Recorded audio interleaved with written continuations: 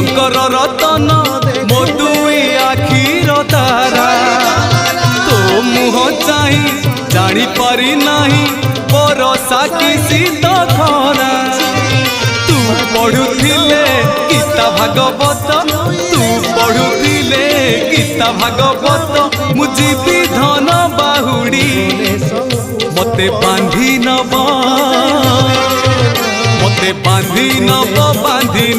रे।